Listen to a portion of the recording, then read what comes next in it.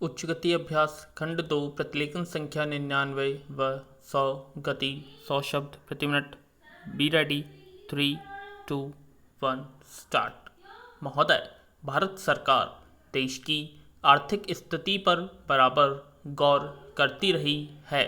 मैंने संसद के अपने पिछले अभिभाषण में थोक दामों में थोड़ी कमी का उल्लेख किया था। कमी की ओर का यह झुकाव फरवरी और मार्च के महीनों में और जोर से बढ़ गया। कुछ अंश में यह सारे संसार में चीज़ों की कीमतों के पुनः समायोजन के कारण हुआ। जो कमी 1950 में शुरू हुई थी वह कोरिया के युद्ध में आरंभ हो जाने के कारण कुछ रुक सी गई थी।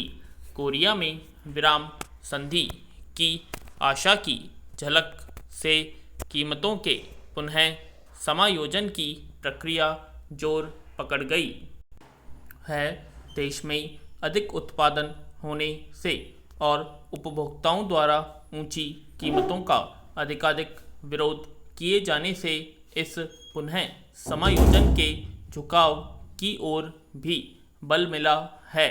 रुपए और साख संबंधी सरकारी नीति ने भी, जो मुद्रास्फीति रोकने के विचार से आरंभ की गई थी, दामों को गिराने में सहायता की है।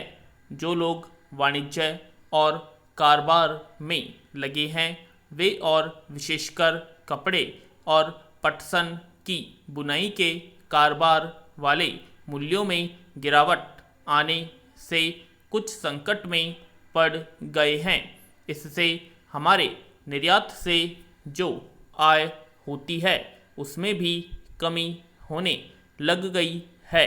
हमारी सरकार स्थिति को बहुत ध्यानपूर्वक देख रही है, जिससे इसका हमारे यहाँ के उत्पादन पर और लोगों को धंधा मिलने पर कोई बुरा प्रभाव न पड़े। उसका विचार है कि मूल्यों को एक उचित स्तर पर ठहरा देने के लिए जो कार्यवाही आवश्यक होगी वह करेगी। इस बात की मुझे बड़ी प्रसन्नता है कि एक नया उत्पादन मंत्रालय स्थापित किया गया है। सरकार के कारखानों के उत्पादन का बड़ा महत्व है और इस काम के लिए एक नए मंत्रालय की स्थापना किए जाने से स्पष्ट है कि इस ओर विशेष ध्यान दिया जाएगा। पैरा। सरकार ने पिछले वर्ष संसद को आश्वासन दिया था कि समाचार पत्रों संबंधी विविध प्रश्नों पर विचार करने के लिए एक पत्र आयोग नियुक्त किया जाएगा। आशा है कि सरकार निकट भविष्य में ही ऐसा आयोग नियुक्त करेगी। ऐसा सोचा गया है कि संसद के सामने समाचार पत्र कानून जांच समिति की सिफारिशों से उद्भूत एक विधेयक उपस्थित किया जाए। संसद का यह सत्र विशेष रूप से बजट का काम करेगा और दूसरे प्रकार के कानून बनाने के लिए शायद बहुत समय नहीं मिलेगा। 1952-53 के वित्तीय वर्ष के लिए भारत सरकार की आय व्यय का अनुमान पत्र पेश किया जाएगा और लोकसभा के सदस्यों को खर्च की मांगों पर विचार करके उनको पारित करना होगा।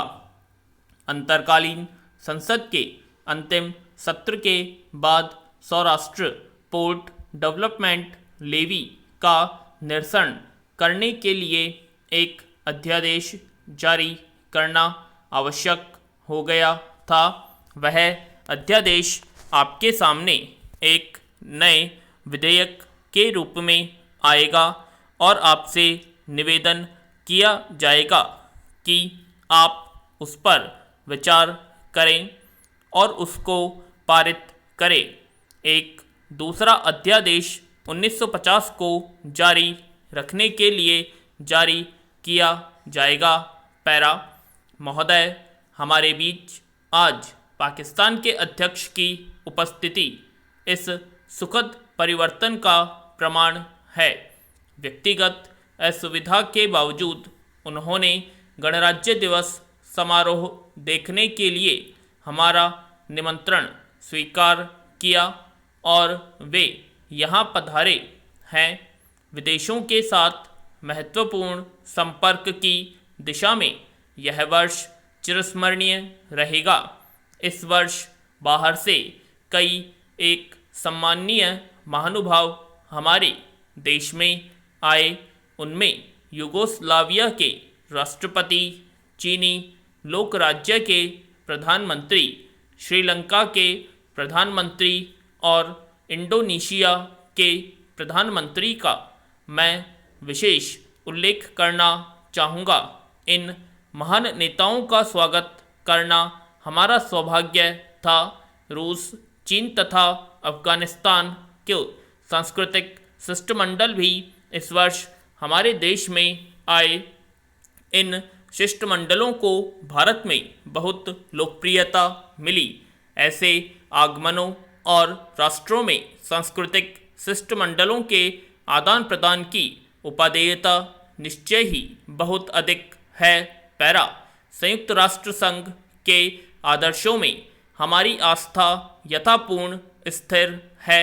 फिर भी मेरे विचार से विभिन्न भूखंडों के राष्ट्रों द्वारा सामान्य समस्याओं पर विचार करने के लिए पारस्परिक विचार विमर्श उस महान विश्व संगठन के उद्देश्य अथवा आदर्शों के प्रतिकूल नहीं। एशिया और अफ्रीका के राष्ट्र इंडोनेशिया में अपना एक सम्मेलन कर रहे हैं जिसमें वे निजी समस्याओं पर विचार करेंगे। मुझे बहुत प्रसन्नता है कि बोगोर सम्मेलन और प्रस्तावित जकार्ता सम्मेलन का आयोजन करने में भारत कुछ सहायता कर सका है। यह सब कार्य निश्चय ही बहुत बड़े हैं। इनसे आगे बढ़ने के लिए दृढ़ संकल्प और आत्मविश्वासी बने रहने की प्रेरणा मिलती है। यह उस नए युग का आरंभ मात्र है जिस भू पर उतरने की हम प्रतिज्ञा कर चुके हैं। जो महान कार्य हमने अपने ऊपर लिए हैं उन्हें संपन्न करने के लिए भारत को अपने प्रत्येक नागरिक की सद्भावना, सहयोग तथा सहायता की अपेक्षा है। यह अब प्रत्यक्ष होता जा रहा है कि लोगों में आशा तथा आत्मविश्वास की कमी नहीं और भारत के भविष्य में उन्हें पूर्ण विश्वास है। ये शुभ लक्षण है। अपने पिछड़े हुए और दलित भाइयों से दो शब्द कहकर मैं इस संदेश को समाप्त करता हूँ। हम अपनी प्रतिज्ञाओं से मार्गदर्शन और उन उच्च आदर्शों से उत्प्रेरित हों जिनका सदियों से भारत ने आदर किया है और जिनका फिर से स्मरण कराने के लिए महात्मा गांधी ने इतना गंभीर प्रयत्न किया, जो भारत में सच्चा कल्याणकारी राज्य स्थापित करने के लिए कटिबद्ध हैं। ऐसा कल्याणकारी राज्य बनाएंगे जिसमें प्रत्येक नागरिक को न केवल समान अधिकार और समान अवसर मिलेगा बल्कि वह अपने देश के प्रति कर्तव्य का भी स्वेच्छा से पालन करेगा।